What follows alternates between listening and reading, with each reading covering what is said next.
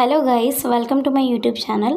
అయితే మనము RRB ఎన్టీపీసీకి apply చేసినప్పటి నుంచి రెగ్యులర్గా చదువుకుంటూ వస్తున్నాం కదా. సో ఆర్ఆర్బీ ఎన్టీపీసీ కాదండి, ఆల్ కాంపిటేటివ్ ఎగ్జామ్స్కి రిలేటెడ్ ఒక ఇంపార్టెంట్ టాపిక్ అండి ఫ్రమ్ ఇండియన్ హిస్టరీ నుంచి. సో ఇండియన్ హిస్టరీలో ఒక ఇంపార్టెంట్ టాపిక్ అయిన యునెస్కో, అది వరల్డ్ హెరిటేజ్ సైట్స్, సాంస్కృతిక ప్రాధాన్యత కలిగిన వారసత్వ కేంద్రాలు అంటారు కదా. సో మన ఇండియాలోని వారసత్వ కేంద్రాలు, వరల్డ్ హెరిటేజ్ సైట్స్ ఏమేమి ఉన్నావనేవి ఈరోజు ఇంపార్టెంట్ టాపిక్గా మనం నేర్చుకుందాము. అయితే ఆల్రెడీ నేను మీకు చెప్పానండి, వారసత్వ కేంద్రాలు అంటే ఏంటంటే హిస్టారికల్ ప్లేసెస్ ఉంటాయి కదా. సో ఇండియాలోని హిస్టారికల్ ప్లేసెస్ అంటే చాలా ప్రాధాన్యత, అంటే ఎక్కడ అలాంటివి హిస్టారికల్ ప్లేసెస్ ఉండవు. సో కొన్ని మాత్రమే ఉంటాయి. సో అలాంటి వాటిని గుర్తించి మనకు వరల్డ్ హెరిటేజ్ సైట్స్లో ఒక్కొక్కటిగా రాస్తూ వస్తారు. అయితే ఇప్పటి వరకు యునెస్కో గుర్తించిన వరల్డ్ హెరిటేజ్ సైట్స్ మన ఇండియాలో వచ్చేసి టోటల్గా అయితే 45 ఉన్నాయండి. అయితే ఆ టోటల్గా 45 ఏంటివనేవి లాస్ట్ టైం వీడియోలో అయితే మీకు చెప్పాను. సో మన ఛానల్లో ఉంది, ఒకసారి వెళ్ళైతే చెక్ చేయండి.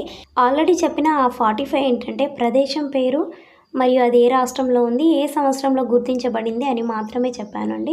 బట్ ఈరోజు వీడియో ఏంటంటే ఆ 45లో రెండవ వారసత్వ కేంద్రమైన ఎల్లోరా గుహల గురించి నేర్చుకుందాం.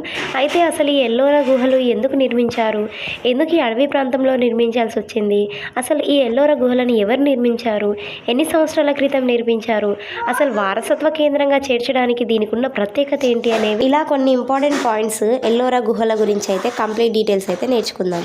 అయితే ఎల్లోరా గుహలు అనేవి వారసత్వ కేంద్రాల్లో రెండవదిగా మనము గమనించవచ్చండి. అయితే మొదటిదైన అజంతా గుహల గురించి లాస్ట్ టైం వీడియోలో అయితే ఎక్స్ప్లెయిన్ చేశాను. ఎవరైనా చూడకపోయి ఉంటే కనుక ఒకసారి వెళ్ళి చెక్ చేయండి. అయితే ఈ ఎల్లోరా గుహలను వారసత్వ కేంద్రంగా 1983 సంవత్సరంలో చేర్చడం అయితే జరిగింది.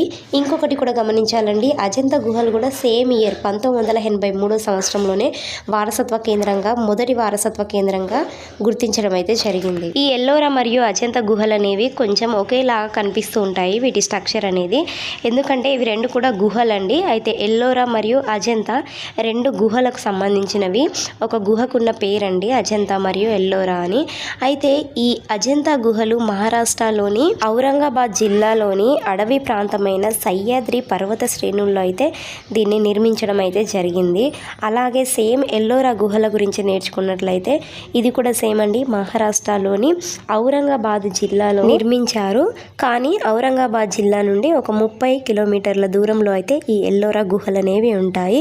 మొత్తం అడవి ప్రాంతంలోనే ఈ గుహలను నిర్మించడం అయితే జరిగింది. అయితే ఆ కాలంలోని ఆర్కిటెక్చర్ మరియు స్కల్ప్చర్, శిల్పము మరియు శిల్పకళకి సంబంధించిన గొప్ప గొప్ప శిల్పాలను, టెంపుళ్లను ఇక్కడ చెక్కడం అయితే జరిగింది. అయితే దాదాపు ఇక్కడ మొత్తం అయితే 34 గుహలు అయితే ఉంటాయండి ఎల్లోరాలో. అదే అజంతాలో చూసుకున్నట్లయితే అజంతా గుహలు మొత్తం అయితే 30 ఉంటాయి. ఆ ఉన్న 34 గుహల్లో కూడా ఒక్కొక్క శిల్పం అనేది ఉంటుంది. సో వాటికి ఒక్కొక్క ప్రత్యేకత కూడా ఉందండి. సో అవన్నీ డీటెయిల్ అయితే ఈరోజు నేర్చుకుందాం. అయితే ఈ ఎల్లోరాలో చెక్కిన గుహలన్నీ కూడా మనకి 3 రకాలుగా ఉంటాయండి. అదే ఏ మతానికి సంబంధించినవి అంటే బౌద్ధ మతానికి సంబంధించిన కొన్ని గుహలు ఉంటాయి, కొన్ని జైన మతానికి సంబంధించినవి ఉంటాయి, ఇంకొన్ని వచ్చేసి హిందూ మతానికి సంబంధించిన గుహలు అయితే ఉంటాయండి ఎల్లోరాలో. అయితే ఉన్న 34 గుహల్లో మొదటి 12 గుహలు వచ్చేసి బౌద్ధ మతానికి సంబంధించిన గుహలు, శిల్పాలే ఉంటాయండి. వీటి నిర్మాణం అనేది క్రీస్తు పూర్వం 600 నుంచి 800 సంవత్సరాల లోపు జరిగిందని చెప్తూ ఉంటారు. నెక్స్ట్ 13 నుండి 29 గుహలు మొత్తం హిందూ మతానికి సంబంధించిన గుహలు ఉంటాయి.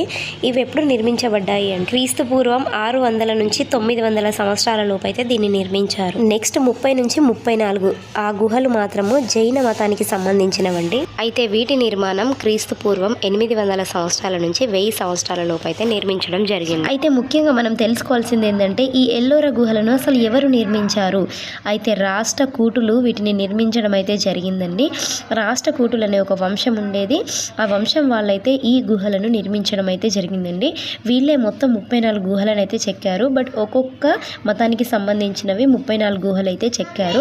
మొత్తం ఈ రాష్ట్రకూటులు 755 నుంచి 973 సంవత్సరాలు అయితే ఒక రాజ్యాన్ని అయితే పాలించడం జరిగిందండి. ఆ రాజ్యం పేరే దక్కన్. అంటే అయితే 2 శతాబ్దాలు దక్కన్ను ఏకఛత్రాధిపత్యంగా పాలించి అసేతు హిమాచలమును తమ చేతిలోకి తెచ్చుకున్న గొప్ప పాలకులుగా ఈ రాష్ట్రకూటులను మనం చెప్పొచ్చు. అంతేకాకుండా అత్యంత గొప్ప సైనిక విజయాలను సాధించడం కూడా మరొకటి వీళ్ళకున్న గొప్ప లక్షణం. అయితే ఈ రాష్ట్రకూటులు ఎందుకు అడవి ప్రాంతంలో ఎల్లోరా గుహలను నిర్మించారు అంటే, ఎల్లోరా అనేది వీరికి రాజధాని అండి. ఈ ఎల్లోరా రాజధానిగా చేసుకునే వారు పరిపాలన చేస్తూ ఉండేవారు. అందుకనే రాజధాని అయిన ఎల్లోరాలోనే వారు ఈ గుహలను చెక్కడం అయితే జరిగింది. అయితే ఈ రాష్ట్రకూటుల వంశంలో గొప్ప గొప్ప రాజులు అయితే ఉండేవారు. సో ఆ రాజులే ఈ నిర్మాణాలను అయితే చేపట్టారని అయితే మనం తెలుసుకోవచ్చు. అయితే ఉన్న 34 గుహల్లో ఒక్కొక్క రాజు ఒక్కొక్క గుహనైతే నిర్మించడం జరిగింది. అయితే ఇక్కడ మనకు వంశస్థాపకుడైన దంతి దుర్గ అనే రాష్ట్రకూటుల వంశంలో ఉన్న మొదటి రాజు. ఈ రాజే ఎల్లోరాలో దశావతార విష్ణు గుహాలయము మరియు రావణ్కా కై అనే శైవ గుహాన్ని అయితే ఈ 2 గుహాలను ఈయన చెక్కించడం అయితే జరిగింది. అయితే ఈ ఎల్లోరా గుహల్లోనే ఒక గొప్ప శిల్పం అయితే ఉంటుందండి, ప్రత్యేకగాంచిన శిల్పము. ఆ శిల్పమే కైలాస శిఖరాన్నెత్తిన రావణాసురుడి శిల్పము. ఈ రావణాసురుడి శిల్పం వల్ల రావణ్కా కై అనే పేరైతే వచ్చింది. దీన్ని కూడా వంశస్థాపకుడైన దంతిదుర్గ అనే రాజు అయితే నిర్మించడం అయితే జరిగింది. ఈ రాష్ట్రకూటుల్లోనే మరొక గొప్ప రాజు కూడా ఉన్నాడండి. ఆ రాజు పేరే కృష్ణవర్మ. ఇతనైతే ఎల్లోరాలో కైలాసనాథ గుహాలయాన్ని నిర్మించాడు. కేవ్ నంబర్ 16లో అయితే ఈ నిర్మాణం అయితే ఉంటుంది. దీనిని కంచిలోని కైలాసనాథ ఆలయ నమూనాలో సహ్యాద్రి పర్వతమును తొలచి నిర్మించాడు. అయితే ప్రపంచంలోనే ఇది అత్యంత గొప్ప గుహాలయంగా గుర్తించబడింది. అయితే ఈ కైలాసనాథ గుహాన్ని నిర్మించడానికి మొత్తం 100 నుంచి 150 సంవత్సరాల కాలం పట్టిందని చెప్తూ ఉంటారు. ముఖ్యంగా ఈ ఎల్లోరాలోని కైలాసనాథ గుహాలయాన్ని ప్రపంచ వారసత్వ కేంద్రంగా గుర్తించడం అయితే జరిగింది. అయితే భారతదేశ చరిత్రను మనం చూసుకున్నట్లయితే యాన్సియంట్, మిడీవల్, మోడర్న్ ఇండియా అనేది ఉంటుంది.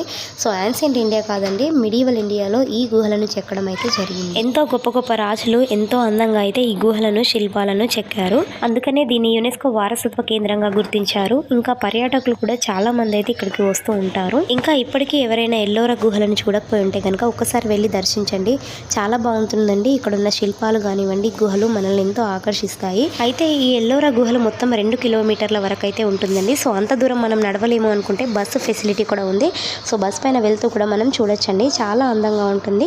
ఎవరైనా చూడకపోయి ఉంటే కనుక తప్పకుండా వెళ్ళైతే చూడండి. సో ఇదండి కంప్లీట్ డీటెయిల్స్ అబౌట్ ఎల్లోరా గుహలు. అయితే ఈ ఎల్లోరా గుహలు అనేవి మనకి 2వ వారసత్వ కేంద్రంగా ఉంది. అయితే 3వ వారసత్వ కేంద్రమైన ఆగ్రా కోట గురించి నెక్స్ట్ వీడియోలో అయితే నేర్చుకుందాం. ఈ వీడియో మీకు నచ్చితే కనుక లైక్ చేయండి. మరెన్నో ఇలాంటి వీడియోస్ కోసం అయితే ఛానల్ని సబ్స్క్రైబ్ చేసుకోండి. Thank you for watching the video. Bye bye.